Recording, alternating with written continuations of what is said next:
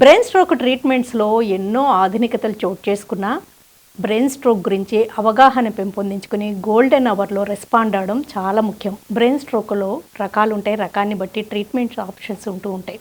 అయితే ఈ సమస్యను ముందే పసిగట్టడం కూడా తేలికే. రిస్క్ ఫ్యాక్టర్స్ని గుర్తించి ఎలాంటి లక్షణాలున్నా నెగ్లెక్ట్ చేయకుండా టీఐఏ అంటుంటారు. అలాంటి సిమ్టమ్స్ కనిపించినప్పుడు ఎటువంటి పరిస్థితుల్లో నిర్లక్ష్యం చేయకుండా వెంటనే డాక్టర్ దగ్గరికి వెళ్ళినా, లేకపోతే బ్రెయిన్ స్ట్రోక్కి గురైన వెంటనే వెళ్ళినా కూడా ఈ సమస్య నుంచి, డిజబిలిటీ నుంచి బయటపడవచ్చు. బ్రెయిన్ స్ట్రోక్ కారణాలు, ట్రీట్మెంట్స్లో వచ్చిన ఆధునికతలు వివరాలు అందించడానికి Jubilee Hills Apollo Hospitals senior neurologist doctor Sudheer Kumar గారు మనతో ఉన్నారు. ఆయన అడిగి మరిన్ని విషయాలు తెలుసుకుందాం. నమస్తే sir, welcome to the show. Brain స్ట్రోక్కి వార్నింగ్ సైన్స్ ఉంటూ ఉంటాయి అంటారు, అవి ఏంటండి? అది బ్రెయిన్ స్ట్రోక్ మెయిన్ రీజన్ అది బ్రెయిన్లో బ్లడ్ సప్లై అది బ్లాక్ అయితే అట్లా వస్తుంది. So main symptoms to remember, ఒక నిమోనిక్ ఉంది be fast, BEFAST. So B means అది బ్యాలెన్స్ ప్రాబ్లమ్, సో సడన్గా అది తూలినట్లాగా వస్తాయి. ఈ మీన్స్ ఐస్, సో సడన్గా అది చూపు తగ్గిపోతుంది, ఆ డబుల్ విజన్ వస్తాయి. ఎఫ్ మీన్స్ ఫేస్, ఒక పక్కన ఫేస్ మూమెంట్స్ కొద్దిగా అది వీక్ అవుతుంది. A means arms, one side arms కొద్దిగా అది వీక్నెస్ వస్తుంది. And then speech, speech, so మాట కొద్దిగా కష్టం అవుతుంది. ఎనీ ఆఫ్ దీస్ సిమ్టమ్స్ వస్తే, సడన్గా వస్తే ఒక రకాల ఇది we have to suspect stroke. And T is for time, so time చాలా ముఖ్యం. అయితే బిగ్ స్ట్రోక్కి గురయ్యే ముందే కొన్ని గంటల ముందు కానీ కొన్ని డేస్ ముందు కూడా టీఐఏ అని కనిపిస్తాయి. ఆ లక్షణాలు ఏంటి, అసలు అందరిలో ఉంటాయి అంటారా? అది చాలా important question. So TIA full form అంటే ట్రాన్సియంట్ ఇస్కెమిక్ అటాక్. సో అక్కడ టీఐఏలో కూడా సిమ్టమ్స్ సేమ్ వస్తాయి, బట్ మామూలుగా 30 minutes, 1 hour, మ్యాక్సిమం 24 hours లోపల మొత్తం సిమ్టమ్స్ ఆటోమేటిక్ రికవర్ అవుతుంది. సో వెన్ ఇట్ రికవర్స్, అది కొన్ని పేషెంట్స్ రిలాక్స్ చేస్తారు, ఆల్రెడీ సిమ్టమ్స్ తగ్గిపోయింది, సో రిస్క్ లేదు. But actually patients who get TIA ఫ్యూచర్లో స్ట్రోక్ రిస్క్ చాలా హై ఉంది. సో టీఐఏ ఉంటే కూడా డాక్టర్స్ దగ్గర చూసుకోవాలి, హెల్త్ చెకప్ చేయాలి. సో దట్ కారణం ఐడెంటిఫై చేసి ట్రీట్మెంట్ స్టార్ట్ చేస్తే వీ కెన్ ప్రివెంట్ ఫ్యూచర్ పెద్ద స్ట్రోక్. మామూలుగా బ్రెయిన్ స్ట్రోక్లో మేజర్గా 2 types ఉంటాయి కదండి. ఈ 2 types ఏంటి, అసలు వాటి లక్షణాలు డిఫరెంట్గా ఉంటాయా, అవి కూడా ఒకసారి చెప్తారా? సో అది కూడా ఇంపార్టెంట్ క్వశ్చన్. అది because treatment depends on the type of stroke. So main 2 types stroke ఉంది. First ischaemic stroke. ఇస్కెమిక్లో ఏమవుతుంది, బ్రెయిన్లో ఒక పార్ట్లో బ్లడ్ సప్లై బ్లాక్ అవుతుంది. సో బ్లాక్ అయితే అది that is called ischaemic stroke. Second type of stroke haemorrhagic stroke. So blood vessel అట్లా బర్స్ట్ అవుతుంది. బర్స్ట్ అయితే బ్రెయిన్లో బ్లీడింగ్ బ్లడ్ లీక్ అవుతుంది. So that is called brain haemorrhage. So main symptoms ఒకటే, same depending on part of brain affected అది symptoms వస్తాయి. But మామూలుగా brain haemorrhage size పెద్ద ఉంటే severe headache, even patients unconscious స్టేజ్లో పోతారు, కోమాస్లో వెళ్తారు. సో సివియరిటీ హెమరాజిక్ స్ట్రోక్లో కొంచెం ఎక్కువ అవుతుంది. And treatment we can discuss later, but treatment కూడా సేమ్ లేదు. ట్రీట్మెంట్ అది మెయిన్ ఐడెంటిఫై చేయాలి. సో ఫస్ట్ స్కాన్ చేసి చూడాలి ఏం టైప్ స్ట్రోక్ ఉంది, ischaemic stroke or haemorrhagic stroke, ఆ ప్రకారం ట్రీట్మెంట్ డిసైడ్ చేయాలి. మేజర్గా ఏ స్ట్రోక్స్ ఎక్కువగా చూస్తూ ఉంటారు? సో అవుట్ ఆఫ్ 100% స్ట్రోక్స్కి almost 60 to 70% strokes ischaemic stroke, means బ్రెయిన్లో బ్లడ్ సప్లై బ్లాక్ అయితే అట్లా వస్తుంది. And the balance 20 to 35% strokes maybe haemorrhagic strokes. So 1/3 haemorrhage, 2/3 ischaemia, means lack of blood flow. అంటే ఫ్యాటల్ కూడా అవ్వడం ఒక్కొక్కసారి గమనిస్తూ ఉంటామండి, అది ఎలాంటి స్ట్రోకుల్లో అంటారు? ఎస్, అది సో స్ట్రోక్లో ట్రీట్మెంట్ ఇమీడియట్గా ట్రీట్మెంట్ స్టార్ట్ చేస్తే, మంచి ట్రీట్మెంట్ ఇస్తే అది సర్వైవల్ చాలా ఛాన్సెస్ హై ఉంది. బట్ ఇఫ్ సపోజ్ డిలే అయితే, treatment not taken on time or పెద్ద స్ట్రోక్ ఉంటే, దెన్ సమ్టైమ్స్ కాంప్లికేషన్స్ వస్తాయి. స్ట్రోక్ తర్వాత బ్రెయిన్లో వాపు వస్తాయి, ఫిట్స్ వస్తాయి. సమ్టైమ్స్ అది బ్రెయిన్ స్టెమ్లో స్ట్రోక్ వస్తే అది బ్రీదింగ్ అండ్ హార్ట్ రేట్ కూడా అఫెక్ట్ అవుతుంది. అలాగా స్ట్రోక్స్కి డెత్ రేట్స్ చాలా high. So without treatment maybe almost 30 to 40% కూడా డెత్ వస్తాయి. But with treatment that death can be reduce to below 10%, sometimes even below 5%. So 95% success chances ఉంది emergency treatment start చేస్తే. గుండె రక్తనాళాల్లో పూడికలైతే సిఏడి, కాళ్ళ రక్తనాళాల్లో పూడికలైతే పిఏడి, బ్రెయిన్ రక్తనాళాల్లో పూడికలైతే బ్రెయిన్ స్ట్రోక్ అంటారు. కరెక్ట్. అంటే ఈ మూడింటికి కారణాలు ఒకటేనా? మెయిన్ రిస్క్ ఫ్యాక్టర్స్ చూస్తే అందరికీ risk factors same. So risk factors number 1 high BP. So BP ఎక్కువ ఉంటే risk of brain stroke, heart attack అన్నీ ఎక్కువ అవుతుంది. Second diabetes. సో షుగర్ ఎక్కువ ఉంటే అగైన్ బ్లడ్ సప్లై బ్లాక్ అవుతుంది, and then again risk of heart attack and brain stroke రెండు increase అవుతుంది. Third abnormal cholesterol. So high total cholesterol, LDL cholesterol ఎక్కువ ఉంటే, ట్రైగ్లిసరైడ్స్ ఎక్కువ ఉంటే, హెచ్డిఎల్ గుడ్ కొలెస్ట్రాల్ తక్కువ ఉంటే again risk of heart attack and stroke రెండు increase అవుతుంది. Then smoking and alcohol. So alcohol also risk factor for mainly haemorrhagic stroke. ఎక్కువ drinking, heavy drinking, regular drinking and smoking. So ఇవన్నీ lifestyle habits, but again both will increase the risk of stroke and heart attack. And then nowadays కొత్త risk factor air pollution. So రీసెంట్గా ల్యాన్సెట్లో ఒక studies publish అయింది, అక్కడ air pollution కూడా ఒక major risk factor. So ఇప్పుడు unfortunately సిటీస్లో పొల్యూషన్ లెవెల్ చాలా హై ఉంది. సో అది కూడా ఒక risk factor for both high BP, stroke and heart attack. And of course sedentary lifestyle, obesity, unhealthy food, stress, నిద్ర తక్కువ ఉంటే అన్ని risk factors for both heart attack and అది stroke. And of course family history ఉంటే కూడా risk ఎక్కువ అవుతుంది. And older age group, older ఏజ్కి రిస్క్ ఎక్కువ ఉంటుంది. But in our country unfortunately even younger పర్సన్స్కి కూడా చూస్తాను stroke and heart attack both. అంటే స్మోకింగ్ ఎలా ఎఫెక్ట్ చేస్తుందో సివియర్ ఎయిర్ పొల్యూషన్ అనేది కూడా మన రక్తనాళాలని, బ్లడ్ వెసల్స్ని ఎఫెక్ట్ చేస్తుంది అంటారా? డెఫినెట్గా. సో ఎయిర్ పొల్యూషన్లో, because air pollution earlier used to think only lung disease వస్తాయి, మీన్స్ అది ఆస్తమా, సిఓపిడి అలాగా వస్తాయి. But now we know that అది ఎయిర్ పొల్యూషన్ వల్ల ఈవెన్ అది బ్లడ్ సప్లైలో అది బ్లడ్ నారో అవుతుంది, బ్లడ్ వెసల్స్, అండ్ దానివల్ల high BP, strokes and heart attack risk కూడా ఇంక్రీజ్ అయింది. ఈ మధ్య ఇంకొకటి బర్నింగ్ టాపిక్ ఏంటంటే మైక్రో ప్లాస్టిక్స్ అండి. కరెక్ట్. ఈ మైక్రో ప్లాస్టిక్స్ ఎఫెక్ట్ కూడా ఏమన్నా ఉంటుందంటారా? డెఫినెట్గా. ఇప్పుడు అది హై లెవెల్ స్టడీస్ ఏం రాలేదు, బట్ ఆటోప్సీ స్టడీస్ కొన్ని జరిగింది. So some people who died due to any reason. So అక్కడ అది బ్రెయిన్ ఆటోప్సీ చేశారు. సో ఆటోప్సీలో ఏం చూసారు, అది చిన్న చిన్న మైక్రోస్కోపిక్ లెవెల్లో ప్లాస్టిక్స్ ఉంది. సో దానికి క్లినికల్ రెలవెన్స్ ఇప్పుడు తెలియదు, బట్ సస్పిషన్ ఏంటి, మైక్రో ప్లాస్టిక్స్ బ్రెయిన్లో ఉంటే one Alzheimer's, so dementia risk కొద్దిగా ఇంక్రీజ్ అవుతుంది. And second even stroke. So both risk can increase, but అది ఫర్ దాట్ ఫర్దర్ రీసెర్చ్ కావాలి. But as of evidence today డెఫినెట్గా అది రొటీన్ లైఫ్లో ప్లాస్టిక్ యూజ్ తగ్గించేయాలి, సో దట్ అది micro plastic pollution also we can reduce. మీరు చెప్తూ ఉన్నారు high cholesterol levels, LDL కానీ విఎల్డిఎల్, ట్రైగ్లిజరైడ్స్ ఇలాంటి ఎక్కువ ఉన్నా కూడా బ్రెయిన్ స్ట్రోక్కి గురయ్యే రిస్క్ ఉంటుంది అంటున్నారు కదండి. అంటే స్టాటిన్స్ లాంటివి కొంతమంది కొంచెం వాడుతూ ఉంటారు, రిస్క్ ఫ్యాక్టర్స్ ఉన్న వాళ్ళు కొద్దిగా సేఫ్టీ ఉంటుందంటారా?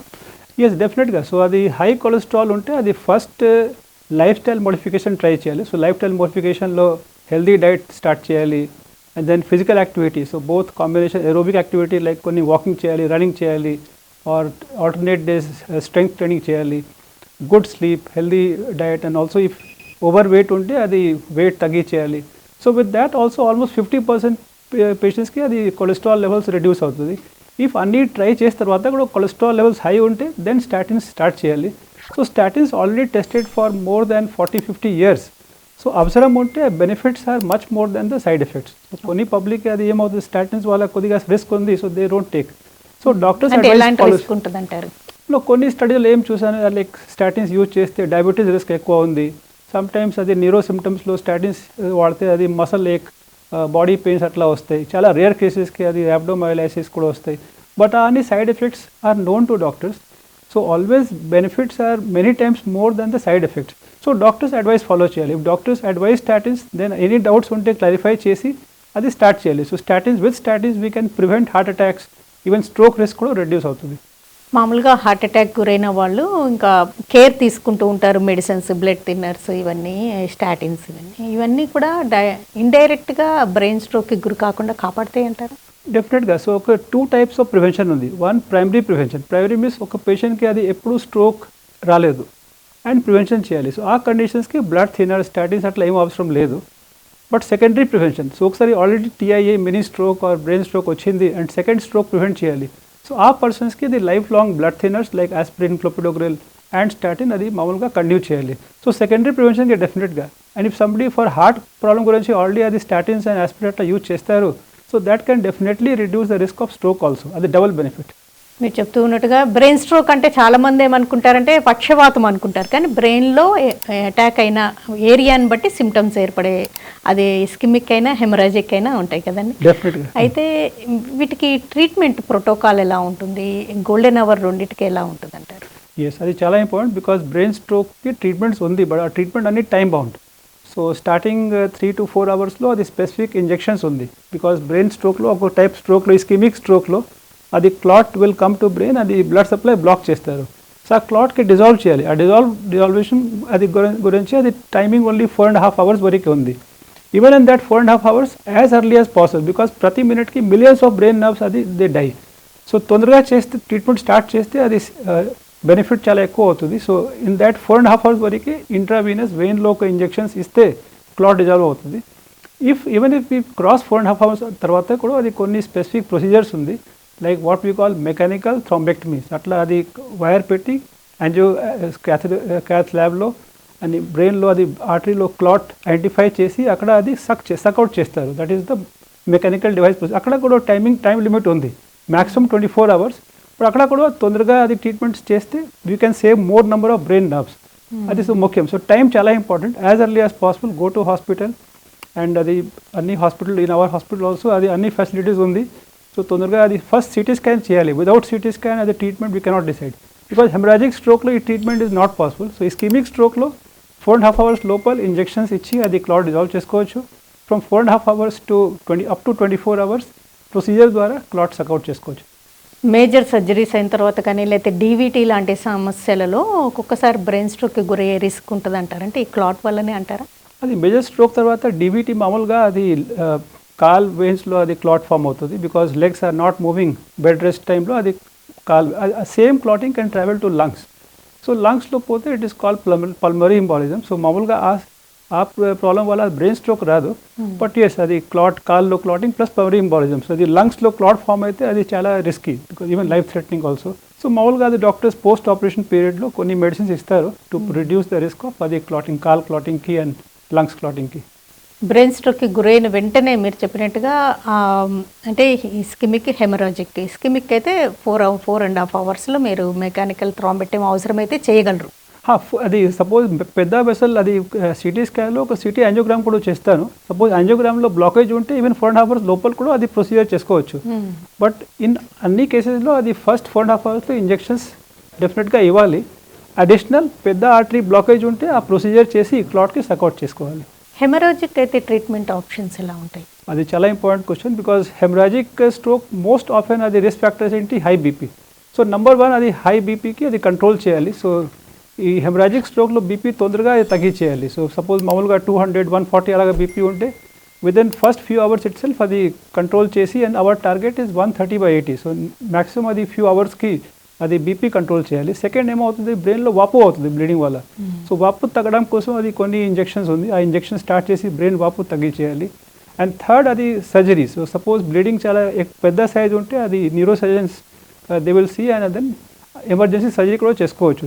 సపోజ్ బ్యాక్ సైడ్లో సెరిబెల్లంలో బ్లీడింగ్ ఉంటే ఆర్ సర్ఫేస్లో పెద్ద సైజ్ బ్లీడింగ్ ఉంటే అది emergency surgery can be life saving.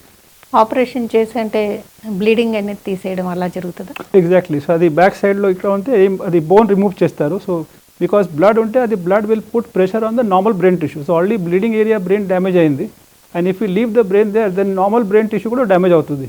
So extra damage prevention కోసం అది ఫస్ట్ బోన్ తీసేస్తారు, and then whatever blood is there అది కూడా తీసేస్తారు.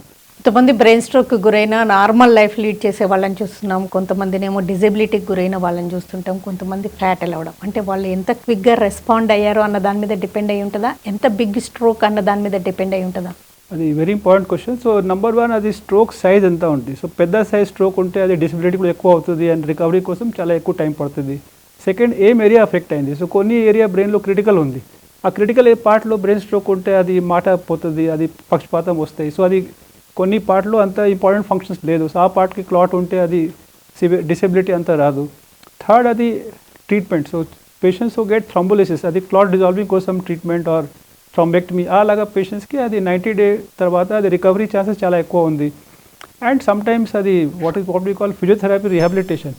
సో చాలా important. So acute treatment first 3-4-5 daysలో అది హాస్పిటల్ ట్రీట్మెంట్ కంప్లీట్ అయిపోతుంది మ్యాక్సిమంగా.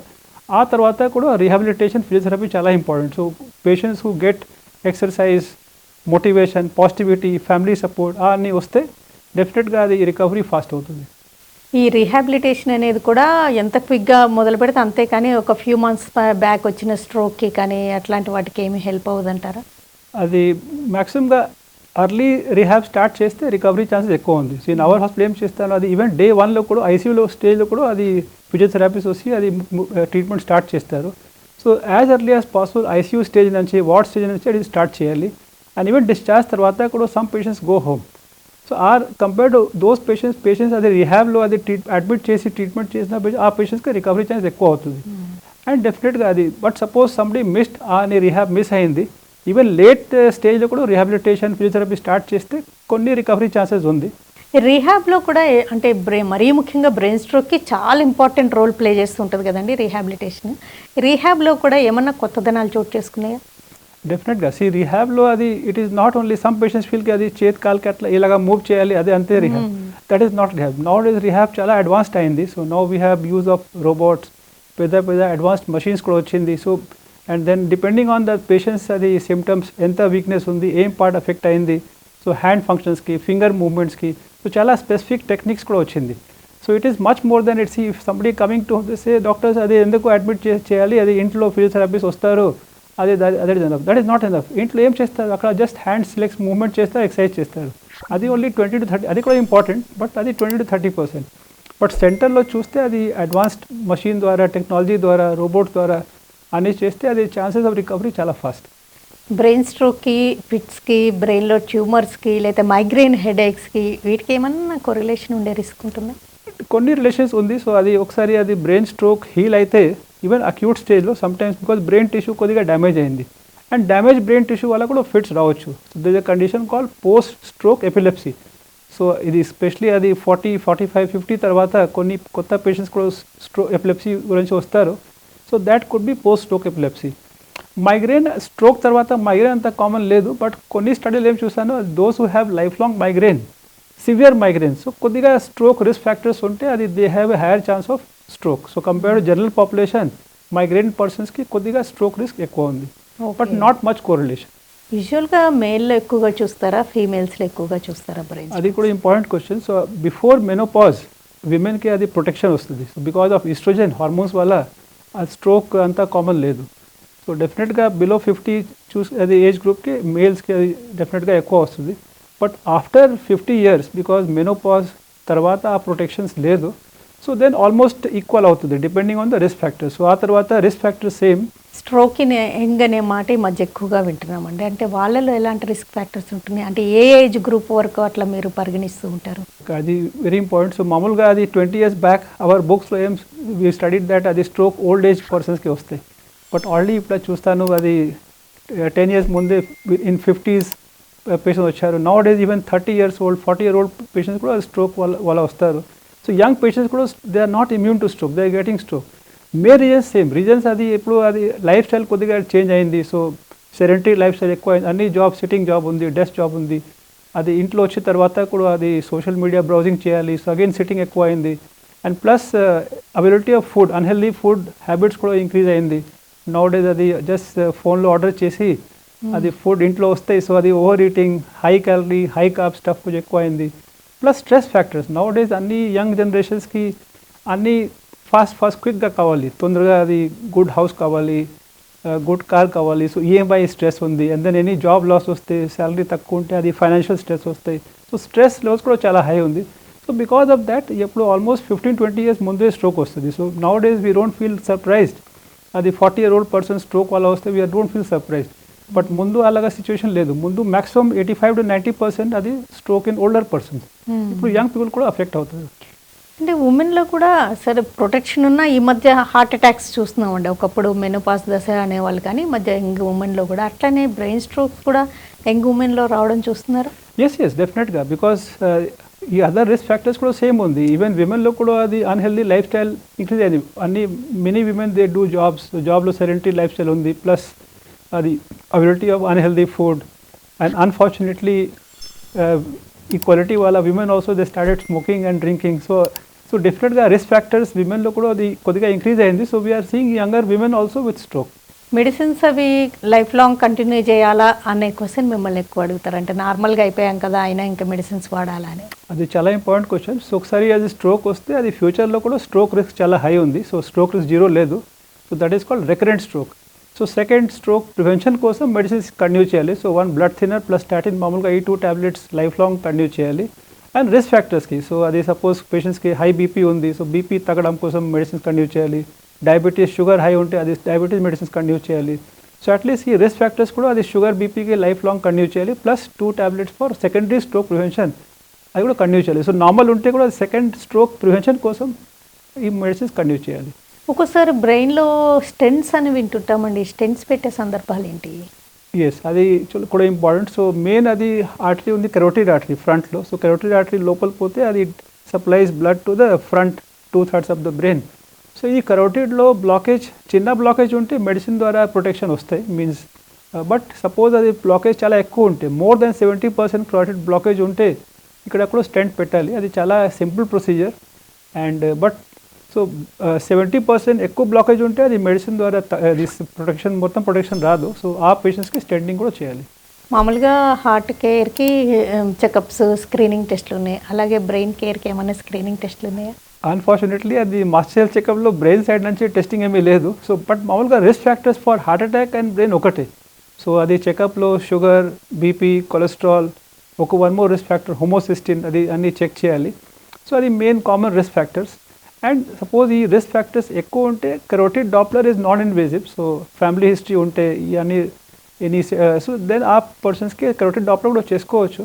బట్ మామూలుగా బ్రెయిన్ స్కానింగ్ అట్లా స్క్రీనింగ్ అవసరం లేదు. బికాస్ అది స్ట్రోక్ వచ్చే తర్వాత బ్రెయిన్ ఫైండింగ్స్ వస్తాయి. బిఫోర్ స్ట్రోక్ అది ఏం ఫైండింగ్స్ రాదు. హైపర్ టెన్షను, డయాబెటీస్లో ఏది ఎక్కువ రిస్క్ అంటారు బ్రెయిన్ స్ట్రోక్? బిట్వీన్ అది high BP and diabetes, hypertension అది పెద్ద risk. So hypertension number 1 risk factor. For normal BP 120/80 ఆ లెవెల్స్కి మెయింటైన్ చేయాలి, or maximum maybe 130/80. And 140/90 cross అయితే డెఫినెట్గా మెడిసిన్స్ యూజ్ చేయాలి. Between 120, 140 and 80 to 90 lifestyle factors ద్వారా కూడా కంట్రోల్ చేసుకోవచ్చు. మీన్స్ వెయిట్ ఎక్కువ ఉంటే వెయిట్ తగ్గించేయాలి, physical activity, healthy diet and salt, కొద్దిగా ఎక్కువ సాల్ట్ అవాయిడ్ చేయాలి. సో అన్నీ చేస్తే కూడా బీపీ కంట్రోల్ అవుతుంది. But if despite use all these things ఈ బీపీ మోర్ దెన్ 140/90 ఉంటే డెఫినెట్గా అది బీపీ లోవరింగ్ మెడిసిన్ స్టార్ట్ చేయాలి.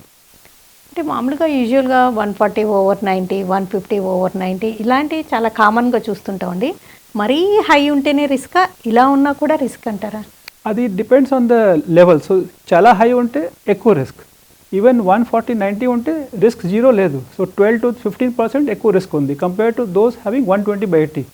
ఓకేనండి డాక్టర్ సుధీర్ కుమార్ గారు. బ్రెయిన్ స్ట్రోక్లో రకాలేంటి, లక్షణాలు ఎలా ఉంటాయి, నిర్ధారించే పరీక్షలు ఏంటి, ట్రీట్మెంట్ ఆప్షన్స్లో వచ్చిన కొత్తదనాలు అండ్ మెకానికల్ థ్రాంబెక్టమీ అంటే ఏంటి, అండ్ అసలు బ్రెయిన్ స్ట్రోక్కి గురి కాకుండా ముందు నుంచే తీసుకోవాల్సిన జాగ్రత్తలు, రిస్క్ ఫ్యాక్టర్స్ గురించి వివరాలు అందించినందుకు థ్యాంక్స్. Thank you.